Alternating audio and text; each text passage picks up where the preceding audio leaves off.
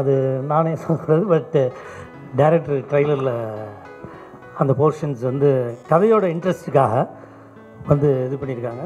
நான் வந்து தம்பி துல்கரோட சாரோட வந்து ஒரு 35-40 டேஸ் இந்த படத்தில் வந்து ஒர்க் பண்ணேன். It's a great experience. எப்படின்னா Sithara entertainments, Nagavamsi sir producer, ஒரு pan India film throughout India worldwide வந்து ரிலீஸ் ஆகிற படம். 4 லாங்குவேஜில் வந்து பண்ணியிருக்காங்க. பெரிய லெவலில் ஒரு பெரிய கிராண்ட் பட்ஜெட்டில் படம் பண்ணியிருக்காங்க. இதில் நடிக்கிற இந்த கம்பெனி வந்து பெரிய கம்பெனி. இங்கே நம்ம இதுக்கு நான் சொல்லணுன்னா one of the best company இந்த இண்டஸ்ட்ரி, சித்தாரா என்டர்டெயின்மெண்ட்ஸ். அதில் ஒர்க் பண்ண நாங்கள் எல்லாமே லக்கின்னு தான் எகைன்னு சொல்கிறோம். ஏன்னா கெஸ்ட்டு மாதிரி பார்த்துப்பாங்க எங்கள் எல்லாரையுமே. நானும் இல்லை, யாருனாலும் சரி, எதுவுமே கேட்கவே தேவை இருக்காது. எல்லாமே தேவை. நம்ம போய் நம்மளுடைய ஒர்க், நம்ம ரெஸ்பான்சிபிலிட்டியை நம்ம பண்ணணும். எதுவுமே கேள்வியை நம்ம இது வேணும்னே கேட்குறதுக்கு அங்கே எதுவுமே இருக்காது. அந்தளவுக்கு வந்து நம்மளை அன்பாக பார்த்துப்பாங்க. அது மட்டும் இல்லை, எந்த காம்ப்ரமைஸும் இல்லாமல் யாருக்கும். எங்கள் டைரக்டர் கூட அடிக்கடி சொல்லிட்டு இருப்பார், நோ காம்ப்ரமைஸ். எதுலேயுமே இது வேணும்னா வேணும், அப்படி பண்ணி கொடுப்பாங்க டைரக்டருக்கும் இதுக்கும்.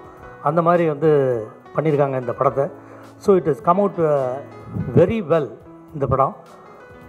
அதுக்கப்புறம் நம்ம துல்கர் தம்பி எனக்கு ரொம்ப பிடிச்ச நடிகர். அவர் இந்தியா ஃபுல்லாக ஃபேன் பேஸ் வச்சுருக்காங்க. பெரிய வெல் நோன் ஆர்டிஸ்ட். எனக்கு அவர்கிட்ட வேறு சில விஷயங்கள் வந்து பர்சனலாக பிடிக்கும். அதை நான் எனக்கு பிடித்ததாக சொல்ல விரும்புகிறேன். அதாவது லக்கி பாஸ்கர் பண்ணியிருக்கிறார் அவர். நம்ம ஊரில் சொல்லுவாங்க அதிர்ஷ்டம். லக்குன்னா வந்து அதிர்ஷ்டம் தான். அதிர்ஷ்டம் அது இஷ்டத்துக்கு வர்றதுனால அதிர்ஷ்டம், லக். ஆனால் ஒரிஜினலாக ஒரு மீனிங் இருக்குது. உண்மையான ஒரு டெஃபினேஷன் வந்து இங்கிலீஷில் இருக்குது. when the preparedness meets the opportunity, that is called luck. அதுதான் வந்து உண்மையான லக்கோட டெஃபினிஷனு. ஸோ நாம் வந்து ஒரு விஷயத்துக்கு தயாராக இருக்கணும். அப்போ ஆப்பர்ச்சுனிட்டின்றது ஒன்று வந்து டக்குன்னு நாக் பண்ணும். அது வேறு எங்கே கூட போயிட்டு வந்திருக்கலாம். பட் நம்ம தயாராக இருந்ததுனால நம்ம வீட்டுக்கு அதை வந்து டக்குன்னு நாக் பண்ணுவோம். ஹலோ எஸ் அவனொன்று 2 மீட் பண்ணி கையை குளிச்சுன்னா அதான் லக். நேற்று வரைக்கும் இப்படி தான் இருந்தான், அப்படி ஆகிட்டான்ப்பா, அதான் லக்கு. அவன் அதுக்கு தயாராக ரொம்ப வருஷமாக இருந்துகிட்ருக்கான். இப்போ வந்துச்சு அந்த opportunity. So this call luck. இந்த லக்கி பாஸ்கரில் இவ்வளோ ஒரு பேன் இண்டியா அந்த படம் ரிலீஸ் ஆகுது. இத்தனை லாங்குவேஜில் ரிலீஸ் ஆகுது. எனக்கு அதில் ஒரு சின்ன இது, நான் படம் பண்ணிகிட்டு இருக்கும்போதே பார்த்தேன். 4 லாங்குவேஜ். கமல் சார் வந்து அப்போவே பேன் இண்டியா ஆர்டிஸ்ட்டு, நம்ம எல்லோரும் இதாக பார்ப்போம். அவரே டப் பண்ணுவார். நான் ஆச்சரியப்படுவேன். நம்ம லாங்குவேஜை நம்ம பேசுகிறோம், ஃப்ளூயண்ட்டாக வருது. ஆனால் அடுத்த லாங்குவேஜில் அதே உணர்வோட அவங்க நேட்டிவிட்டியோடு போய் சேர்றதுன்றது ரியலி டஃப். ஏன்னா டப்பிங் பேசுகிறதுன்றது ரொம்ப கஷ்டமான ஒரு விஷயம். ஆக்ட் பண்ணுறதுன்றது ஓகே, ஆக்ட் பண்ணுறோம். பட் அதை போய் இன்ஆக்ட் பண்ணி அதே ஃபீல், அதே எமோஷனில் உள்ளே போய் டப்பிங் தேட்டருக்குள்ளே இருட்டுக்குள்ளே உட்காந்துட்டு அப்படியே ரியலாக திருப்பி கொண்டு வரணும் அதே இதை உணர்வை. ஒரு லாங்குவேஜ், என் லாங்குவேஜ் நான் நல்லா பண்ணிவிடுவேன். தெலுங்கு, மலையாளம், ஹிந்தி, இது ரொம்ப கஷ்டம். அப்போ இது வந்து நான் கேட்டேன், துல்கர் சார்கிட்ட கேட்டேன், தம்பி 4 லாங்குவேஜுக்கும் எப்படி டப்பிங் பண்ணுறேன் சார்? ஆமாம் சார், 10 நாள் ஆகும், 40 நாள் இருட்டிலே உள்ளே உட்கார ஆளுக்கு கேட்டேன். அதுக்குள்ளேயே திருப்பி நம்ம இந்த படத்தை ஒரு 4 தடவை நடித்த மாதிரி ஆகிடுச்சாங்க. Very tough, very tough. So அந்த மாதிரி ஹீ வாஸ் ப்ரிப்பேர்ட். அப்போ இந்த ஆப்பர்ச்சுனிட்டி, மகாநட்டி வருது, பெரிய பெரிய படங்கள், சீதாராமம், இதெல்லாம் வந்து இன்றைக்கி பேன் இண்டியா வந்து அவர் வந்திருக்காருன்னா அவருடைய எஃபர்ட், அவருடைய hard work, very intelligent actor. நான் அவரோட ஒர்க் பண்ண போகும்போது அவருடைய சிம்பிளிசிட்டி, அந்த கிரவுண்டட்னஸ், அந்த டவுன் டு எர்த்தாக இருக்கிறது. எவ்வளவோ பெரிய படங்கள் பண்ணியிருக்காரு. அப்பா பெரிய சூப்பர் ஸ்டார் மம்முட்டி சார். ஸோ இருந்தாலும் அவர் இருக்கிறது அந்த சிம்பிளிசிட்டி வந்து அது எங்கள் எல்லாருக்குமே வந்து நம்மளும் ஹீரோவாக நிறைய படங்கள் பண்ணியிருக்கிறோம். ஆனால் நம்ம இப்படிலாம் இல்லையே. எனக்கு இவ்வளவு சிம்பிளாக இப்படி இருக்க முடியுது இவரால். 200 ஒரு ஆர்டிஸ்ட் இருப்பாங்க, 500 பேர் இருக்கும், 10 பஸ்ஸு, 20 காரு, 100 பைக்கு, இப்படி எல்லாம். ஏன்னா ரியல் பாம்பேயே வந்து செட்டு போட்டு பண்ணாங்க. டைரக்டரு, ப்ரொடியூசர் எல்லாம் பெரிய கிராண்டு. நான் பண்ணதுலேயே one of the best, very எக்ஸ்பென்சிவான ஃபிலிம். நம்ம நிறைய பண்ணியிருக்கோம், இணைந்த கைகள், செந்துருப்பு, இது மாதிரிலாம்.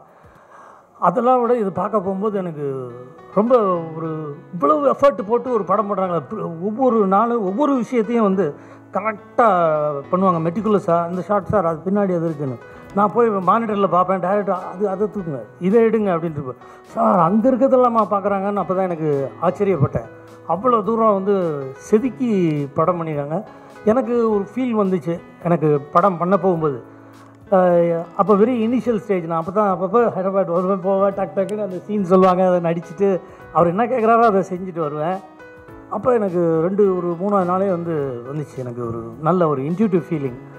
சார் எனக்கு இந்த படம் பெருசாக போகும் நான் நம்புகிறேன் அப்படின்னு சொன்னேன். என்ன சார் அப்படின்னா, நான் செந்தூர பூவேன்னு ஒரு படம் பண்ணேன், மித்த சில பேருக்கு தெரியும்னு நினைக்கிறேன். இது இணைந்த கைகள் அதெல்லாம் எங்கள் ஆவானம் எடுக்கும்போது சாங் எடுக்க போகும்போது நான் இப்படி ரெடி ஆகிட்டு இருந்தேன். அங்கேருந்து க்ரெயின் டவுன் ஆச்சு, அந்த சாங்கை போட்டோன்னே ஒரு ஃபீல் வந்துச்சு, ரொம்ப நல்லா இருக்குது இது அப்படின்ட்டு அந்த ஆபாவனன் எங்கள் டேரக்டர்கிட்ட சொன்னேன். சார் இது பெரிய ஹிட் ஆகும் அப்படின்ட்டு, தெலுங்கில் ஹிட் ஆகும் அப்படின்னு ஒரு சொல்ல நான்.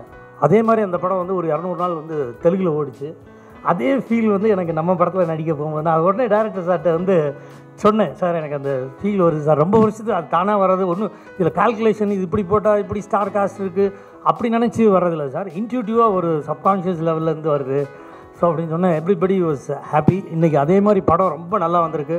This is going to be a great success. I wish Dulquer தம்பி all the very best.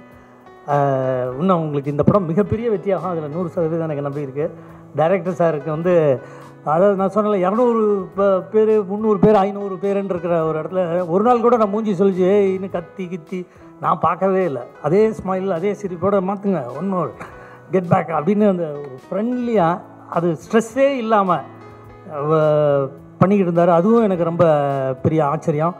நிமிஷ்னு DOP அவர் ஒரு ஜாடிக்கேற்ற முடி தான்.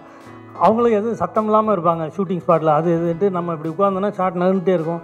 யாரா நகட்டுறானுங்க, இது முன்னாடி இருக்கிறது பின்னாடி போகுது, பின்னாடி இருக்கிறது முன்னாடி வருது அப்படின்னு பார்ப்பேன். அங்கேருந்து மைக்கில் அங்கே சொல்லுவாங்க, அப்படி சைலண்ட்டாக நடந்துகிட்டு இருக்கோம். நம்ம ஜென்ரலாக நம்ம சில ஷூட்டிங்லாம் ஊனு கத்தி கூப்பாடா இதை நவுட்டு அதை எடு பேக்ரவுண்டு அப்படின்னு சொல்லி நம்ம டைலாக் மறந்துடுவோம்.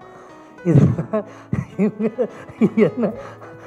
என்ன அப்படி சைலண்ட்டாக இருக்கும் எல்லாமே.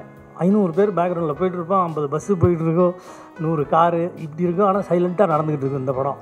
ஸோ எனக்கு it was a new experience for me. ரொம்ப சந்தோஷமாக நான் இதில் ஒர்க் பண்ணேன். அதுக்கப்புறம் இவர் இருக்கார் நம்ம எடிட்டர், ஆஸ் யூஷுவல் எல்லாம் பெரிய நவீன் நூலி பெரிய எடிட்டர். அது மீனாட்சி சௌத்ரி. அவங்க ஒரு பியூட்டி பெஜண்ட் அவங்க. அது இப்போ அந்த கதையில் 5 years ஓல்டு கிட்டுக்கு அம்மாவை நடிச்சிருக்காங்க. ஏன்னா கதை டைரக்டர் சொன்னோடனே அவங்களுக்கு அவ்வளோ தூரம் இம்ப்ரெஸ் ஆகிட்டு அதை ஏற்றிக்கிட்டு உடனே கதையோட டெப்த்து புரிஞ்சு பண்ணது அவங்களோட மெச்சூரிட்டியை காட்டுது. இப்போ கூட கோட் படம் பண்ணியிருந்தாங்க. ஸோ எல்லாமே நல்ல படங்கள் பண்ணிட்டுருக்காங்க. இதில் ஒரு நல்ல விஷயம் என்னென்னா, one thing leads to another அப்படின்னு சொல்லுவாங்க. இப்போ இவர் மகாநட்டி சீதாராமன் எல்லாம் 100 crores படம். அது அவர் படித்த படம். நம்ம வெங்கட்லூரிகர் இது பண்ணியிருக்காங்க வாத்தி அப்படின்ட்டு, அது 100 crores கிளப்பு. நம்ம ப்ரொடக்ஷன் சித்தாரா என்டர்டைன்மெண்ட்ஸ் பல 100 crores படங்கள் பண்ணியிருக்காங்க. நம்ம ஹீரோயினும் பல இந்த இப்போ கோட்டு பண்ணாங்க, அதுவும் 100 crores மேலே அது கலெக்ட் பண்ண படம். நவீன் நூலி அந்த எடிட்டர் சொல்லவே மாட்டேன், அவர் இதுவும் எல்லாருமே 100 crores. இந்த மொத்த டீமே 100 crores club team. So they are all very lucky. This film is also going to be a very very good film. Deepavali அன்னைக்கு வருது. வெரி ஒரு ஃபேமிலி என்டர்டெய்னர்னால் எல்லோரும் போய் பார்க்கலாம். அன்றைக்கி சந்தோஷமான மூடில் 4 நாள் நமக்கு லீவ் இருக்குது, ஒரு ரிலாக்ஸாக உட்காந்து பார்க்கக்கூடியது. என்னென்ன ரிலேட் பண்ணக்கூடிய ஒரு காமன் மேனோட ஒரு லைஃப்பை எடுத்து அதில் என்னென்ன ட்விஸ்ட்டு டேர்னு அதை டீட்டெயிலாக சொல்லி என்கேஜிங்காக பவர்ஃபுல்லாக வித்தவுட் எனி காம்ப்ரமைஸ் ஸ்டைலிஷாக பண்ண படம் அது. ஸோ எல்லோரும் போய் என்ஜாய் பண்ணலாம். This is going to be a very good film. இது நான் ஒரு ஃப்ரெண்ட்ஸோடு போய் பார்க்கலாம், பேரா என் கேர்ள் ஃப்ரெண்டோட போய் பார்க்கலாம், ஃபேமிலியாக மொத்தமாக எல்லோரையும் கூட்டிகிட்டு போய் பார்க்கலாம். அந்த மாதிரி ஒரு டோட்டல் ஒரு பேக்கேஜான ஒரு படமாக இருக்குது. So let's all enjoy with your blessing. It's going to be a great hit. Thank you for the opportunity.